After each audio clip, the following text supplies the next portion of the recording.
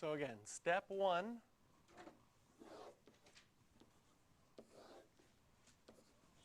we're going to graph the bottom. Is the bottom already in the right form to graph? Can we tell what the vertex is?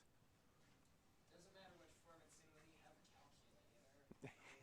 You have to, well, these would all be on the non-calculator part. So if it's on non-calculator part, you have to be able to say to yourself, if I had this graph, y equals negative x plus 2 squared, is that in the right form that I can tell the vertex already? Or do I have to complete the square? It's good. So what is the vertex? Minus 2, 0.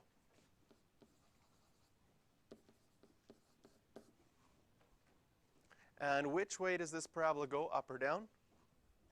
Down. And the a value is a negative 1. So we go over 1, down 1, over 1, down 3. So we can label some points here. We're going to have negative 1, negative 1, and 0, negative 4. Of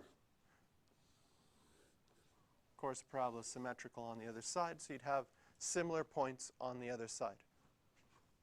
Over 1, down 1, over 1, down 3. So next we go to our asymptotes. Do we have any x-intercepts? Yes. Do we have any non-permissible values? Yes.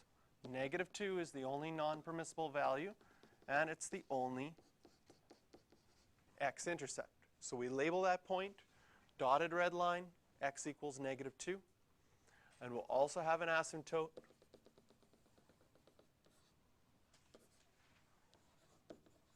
at y equals 0. Otherwise known as the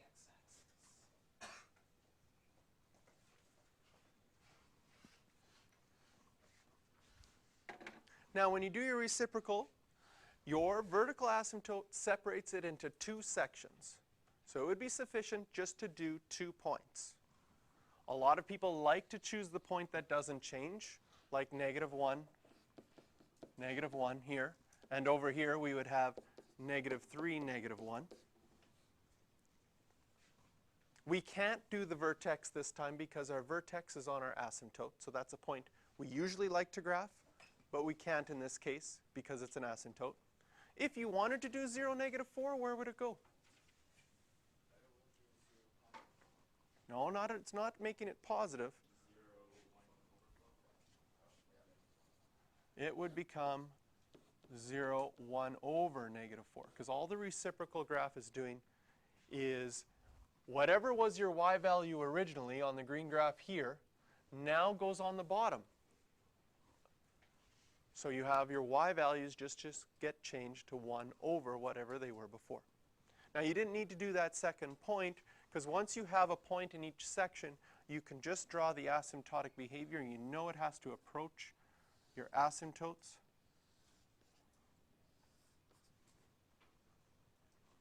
And what kind of graph did we get? We got a trench.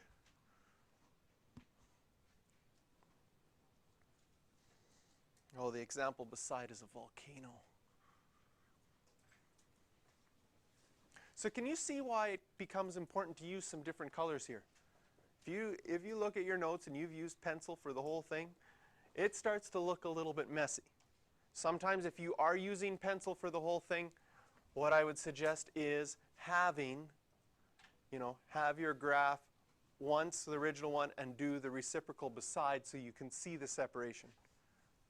So if you're using the same color, we'll draw the original green graph on one, and then beside it,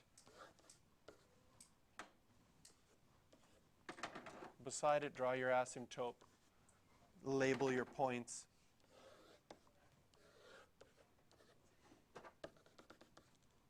and draw the reciprocal beside. Yes?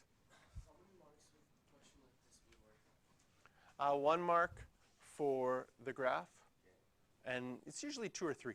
Usually 3 because you get 2 marks for doing the reciprocal because you got a lot of stuff, asymptotes, labeling points, having the correct shape. Usually 3 mark questions. 11A. is the one you can do after this one.